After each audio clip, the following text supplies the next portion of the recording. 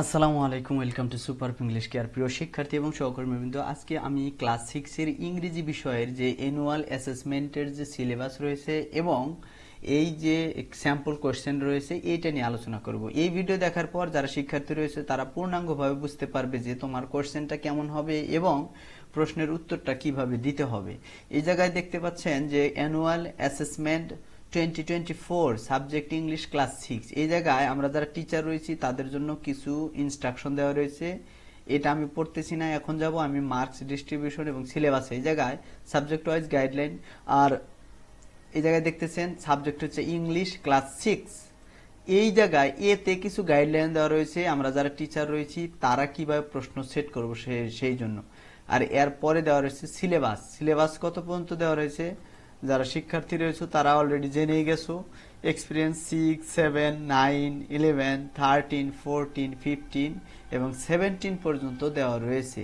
এই পর্যন্ত শিক্ষার্থীদের এটা কভার করতে হবে। এখন এর পরে রয়েছে যে অ্যাসেসমেন্ট ফরম্যাট, শিক্ষার্থী যারা রয়েছে তারা জানো কন্টিনিউয়াস অথবা শিক্ষণকালীন হবে 30% এবং সামেটিভ হবে 70%। অর্থাৎ বার্ষিক পরীক্ষায় 100 মার্কসেরই হবে, কিন্তু এটাকে 70-এ কনভার্ট করে তোমার যে কন্টিনিউয়াস অ্যাসেসমেন্টের 30 এটা যোগ করে তারপরে রেজাল্ট তৈরি করা হবে, ফাইনাল রেজাল্ট। আর এই জায়গায় কন্টিনিউয়াস অ্যাসেসমেন্ট অথবা শিক্ষণকালীন মূল্যায়নের যে 30 মার্কস এটা ডিস্ট্রিবিউশন করে দিয়েছে কিভাবে একজন শিক্ষক নেবেন। এরপরে আমি আসতেছি যে এই যে task type and marks distribution summative assessment, অর্থাৎ বার্ষিক পরীক্ষার জন্য যেটা হবে রিটেন এক্সাম হবে। আমরা জানি ফুল মার্কস হচ্ছে 100 এবং সময় হচ্ছে 3 ঘন্টা। এই 3 ঘন্টা সময়ের মধ্যে শিক্ষার্থীদের উত্তর দিতে হবে। এই জায়গায় রিডিং টেক্সট আছে 25, অ্যাপ্রিসিয়েটিং ফর্মস হচ্ছে 10, এরপরে আসতেছে গ্রামার 30 এবং গ্রামারের পরে আসতেছে কি রাইটিং 35 মার্কস। টোটাল হচ্ছে 100 মার্কস। এই জায়গায় বলা রয়েছে কি কি আসবে। এমসিকিউ টাইপ কোয়েশ্চেন থাকবে 5টা 5 মার্কস, শর্ট অ্যান্সার কোয়েশ্চেন থাকবে 5টা 10 মার্কস, ট্রু ফলস থাকবে 5টা 5 মার্কস, ম্যাচিং থাকবে 5টা 5 মার্কস। তারপরে কবিতা থেকে প্রশ্ন থাকবে 10 মার্কস। 10-এর মধ্যে শর্ট অ্যান্সার কোয়েশ্চেন থাকবে 3টা, থাকবে 6 মার্কস। ওয়ান ওয়ার্ড অথবা নাম্বার অ্যান্সার, এটা হচ্ছে একটা প্রশ্ন, এটা সংক্ষিপ্ত থাকবে, যেমন একটা কবিতার মধ্যে কয়টা স্ট্যান্জা রয়েছে এইরকম প্রশ্ন সাধারণত থাকবে। এইটা একটা 1 মার্কস। আর একটা ম্যাচিং রাইমিং ওয়ার্ডস, এটা সহজ যে রাইমিং ওয়ার্ড একটা থাকবে আর একটার সাথে ম্যাচিং করতে হবে, এটা হচ্ছে মূলত 6টা থাকবে 3 মার্কস। এরপরে হচ্ছে গ্রামার। এখন গ্রামারে কি থাকবে যারা শিক্ষার্থী রয়েছে দেখো, পাংচুয়েশন অ্যান্ড ক্যাপিটালাইজেশনের জন্য 10 মার্কস, এটা কিন্তু তোমাদের বইও আছে। তারপর ইউজ অফ অ্যাডজেক্টিভস, অ্যাডজেক্টিভস এর মধ্যে এই জায়গায় অনেক কিছু আছে। আইডেন্টিফাইং অ্যাডজেক্টিভ হইতে পারে, অ্যাডজেক্টিভের অ্যান্ড সিনোনিম ব্যবহৃত হইতে পারে, আবার যে কোন নাউনকে মডিফাই করছে এটা হইতে পারে। এইরকম থাকবে 3টা আইটেম থাকবে, কত 15 মার্কস। এরপরে আসতেছে ইউজ অফ মোডালস, এটা থাকবে 5টা 5 মার্কস দিতে হবে। এখন রাইটিং এর ক্ষেত্রে রাইটিং লেটার্স, ইমেইলস আর টেক্সট মেসেজ যে কোনো একটা থাকবে অথবা তিনোটাই থাকতে পারে, যে কোনো একটা লিখতে হবে, এর কি অপশন স্যার চাইলে দিতে পারেন।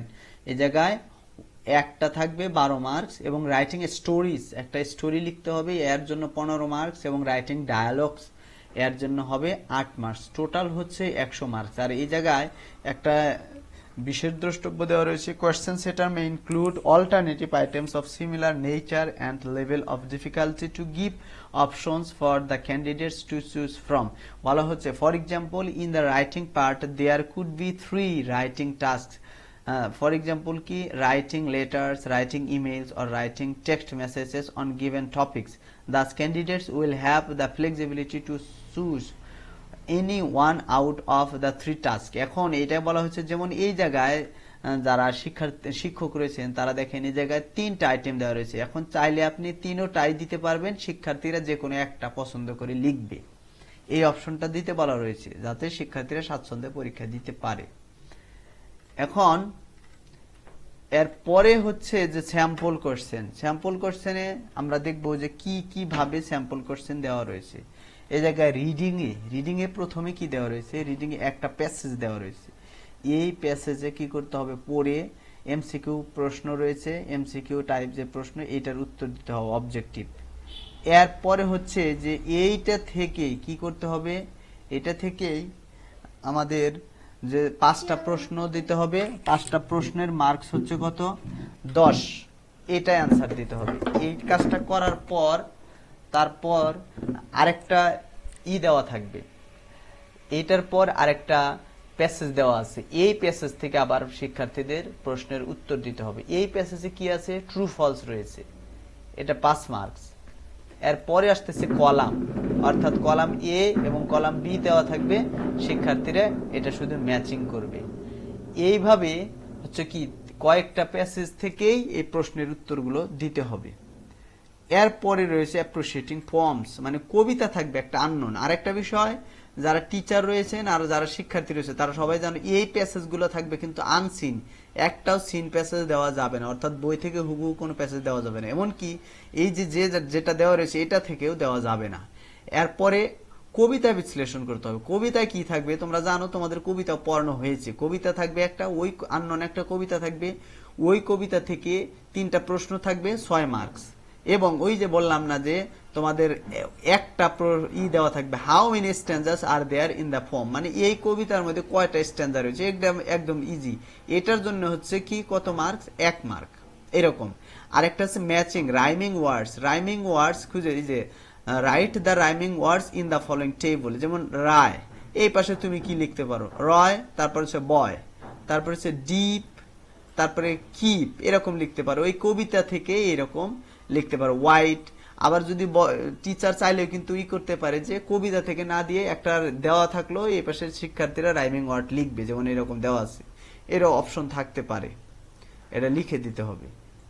এটা অবশ্যই বুঝতে পেরেছো, আর এবং এটা ইজি রাইটিং, এটা পোয়েট্রির পার্টটাও ইজি।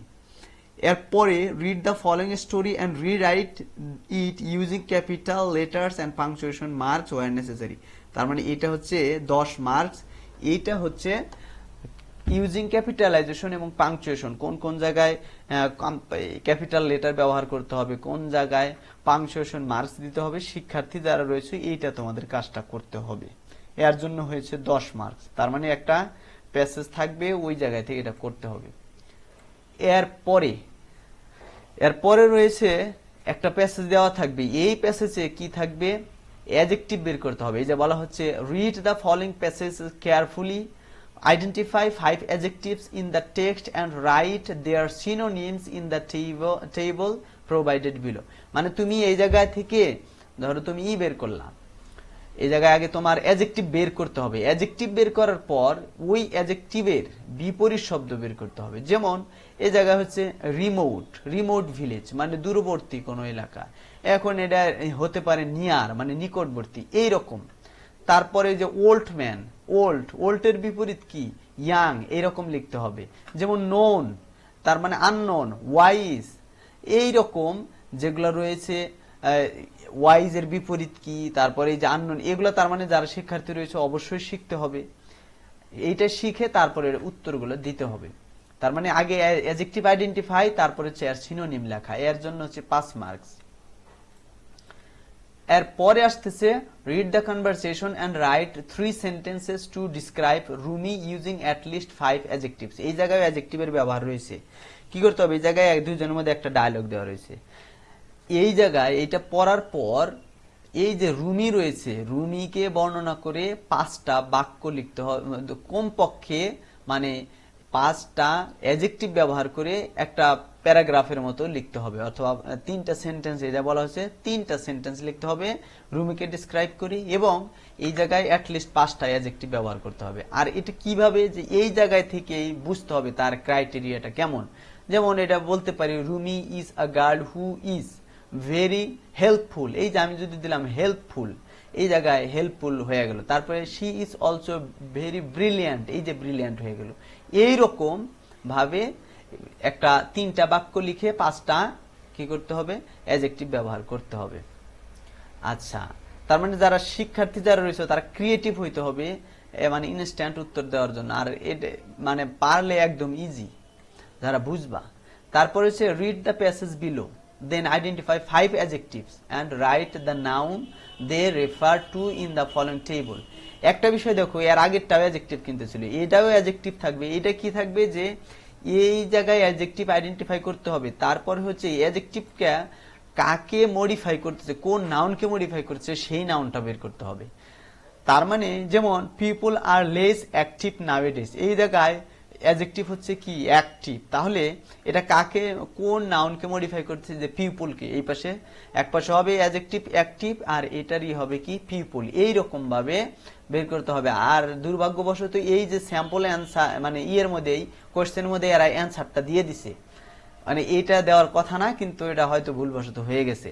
অ্যাক্টিভ ওই যে বললাম অ্যাডজেক্টিভ, আর পিপল হচ্ছে নাউন, তারপরে ইজিয়ার, তারপরে লাইফস, এরকম দেওয়া রয়েছে। এরকম ভাবে উত্তরটা লিখতে হবে। এরপরে 6 নম্বর হয়েছে read the given context carefully and answer the question using appropriate modals. এখন মডাল অক্সিলারি ভার্ব কেন ব্যবহার করা হয় এটা তোমরা জানো, আর এইটা তোমাকে দেখাইতে হবে যে রিকোয়েস্ট করার জন্য, অব্লিগেশন দেখানোর জন্য। জায়গায় একটা বলেছে Rafi's teacher ask him to bring a book from the library, মানে লাইব্রেরি থেকে একটা কি করতে, মানে টিচার বলছে যে একটা বই নিয়ে আসো। এখন সে কিভাবে লাইব্রেরিয়ানকে জিজ্ঞেস করে, how will he ask the librarian for a book, মানে ফর দ্য বুক, ওই বইটার জন্য লাইব্রেরিয়ানের কাছে কিভাবে সে রিকোয়েস্ট করবে।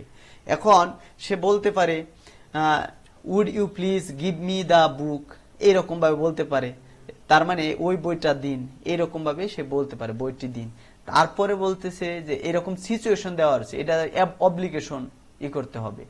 এরপর হচ্ছে তার এরকম সিচুয়েশন দেওয়া থাকবে, সেই অনুযায়ী সিচুয়েশন অনুযায়ী শিক্ষার্থী যারা রয়েছে তোমাদেরকে কি করতে হবে, মডাল অক্সিলারি ভার্ব ব্যবহার করে এই প্রশ্নগুলোর উত্তর দিতে হবে। এরপরে হচ্ছে রাইটিং পার্ট। রাইটিং পার্টে কি আছে এটা মোটামুটি আগে থেকে ধারণা থাকলে এমনি লিখতে পারবে। রাইটিং এ যেমন দেওয়া আছে সিচুয়েশন দেওয়া থাকবে, এই জায়গায় ইনভিটেশন লেটার লিখতে বলা রয়েছে। ইনভিটেশন লেটার কিভাবে লিখবে ওই জায়গায় দেওয়া রয়েছে। আর এই জায়গায় অনেক কিছু মেনটেন করতে হবে। এই জায়গায় বলা হচ্ছে in your letter include appropriate salutations and closing, mention the main purpose and follow the format of a formal letter. Formal লেটারটা কিভাবে লিখতে হবে, স্যালিউটেশন মানে কি বলে সম্বোধন করবে, কিভাবে শেষ করবে, এবং মূল পয়েন্টটা কি, এগুলা কিন্তু একজন টিচার দেখবেন যে ঠিক মতো একটা লিখতে পারছে কিনা। এরপরে নাম্বার 8 যেটা রয়েছে এটার জন্য থাকবে কিন্তু লেটার কিন্তু 12 মার্কস। তারপরে নাম্বার 8 এ 8 মার্কস, সেটা হচ্ছে last Monday you visited a historical place. ধরো গত মানডেতে তুমি একটা সোমবারে একটা খুব গুরুত্বপূর্ণ একটা জায়গা, বিখ্যাত একটা ঐতিহাসিক জায়গা ভ্রমণ করেছো। It has a deep impact on your mind, তোমার মনের ভিতরে একটা গভীর প্রভাব ফেলেছে। You want to share your experience with one of your friends. Now write a conversation between you and your friend. মানে এরকম ভাবে সিচুয়েশন বলা থাকবে, সেই সিচুয়েশন অনুযায়ী শিক্ষার্থীদেরকে ডায়লগ তৈরি করতে হবে। এবং এর পরবর্তীতে যেটা রয়েছে এটা হচ্ছে নাম্বার 9। নাম্বার 9 এ বলা হয়েছে write a story based on the following situation. এই জায়গায় শিক্ষার্থীদেরকে অনেকগুলো অপশন দেওয়া রয়েছে এবং টিচারও এই অপশন দিয়ে দিবেন। কি বলা হচ্ছে, ফ্যাক্ট, ফ্যাক্ট বেসড হইতে পারে, যেমন you have lost your way, মানে তুমি তোমার রাস্তা হারিয়েছো, এটা নিয়ে একটা তুমি স্টোরি লিখবা। সিচুয়েশন হতে পারে a busy city, remote village আর ফরেস্ট, মানে কি হইতে পারে, যেটা তুমি মানে এই জায়গায় পুরা ইটা তুলে ধরছে। স্টোরি লিখতে হবে কিসের উপর, কি সিচুয়েশন গুলোর উপর। যেমন ফ্যাক্টটা, কাহিনীটা হচ্ছে যে তুমি রাস্তা হারিয়েছো, এটা হইতে পারে একটা বিজি সিটিতে হতে পারে, আবার রিমোট ভিলেজে হতে পারে, অথবা ফরেস্টে হতে পারে। আর ক্যারেক্টার্স গুলো কি হবে, ইয়োর সেলফ, মানে তুমি নিজে হবে, এবং আদার পার্সন আরো অনেকে দিতে পারো। আর টাইম কি, লাস্ট স্যাটারডে, মানে এগুলা এই সিচুয়েশন দেখে তাহলে শিক্ষার্থী যারা রয়েছে তাদেরকে একটা স্টোরি লিখতে হবে। আর এই জায়গায় বলা হয়েছে your story should maintain the following features, মানে একটা স্টোরির যে ফিচার্স থাকে, তোমরা ক্লাসের যে বই রয়েছে ওই জায়গায় কিন্তু দেওয়া রয়েছে কোন ফিচার্স গুলো থাকে। বিগিনিং থাকবে, ক্লোজিং থাকবে, তারপরে হচ্ছে থিম কি, টাইম অ্যান্ড প্লেস, এগুলো উল্লেখ থাকবে, ক্যারেক্টার্স অ্যান্ড ইনসিডেন্ট, এগুলা উল্লেখ থাকার পরেই কিন্তু একটা স্টোরি হবে।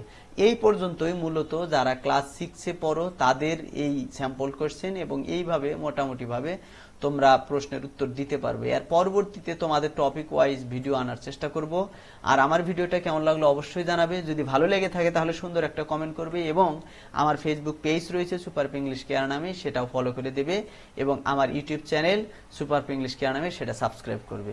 আজকের মতো এখানে শেষ করতেছি। আসসালামু আলাইকুম।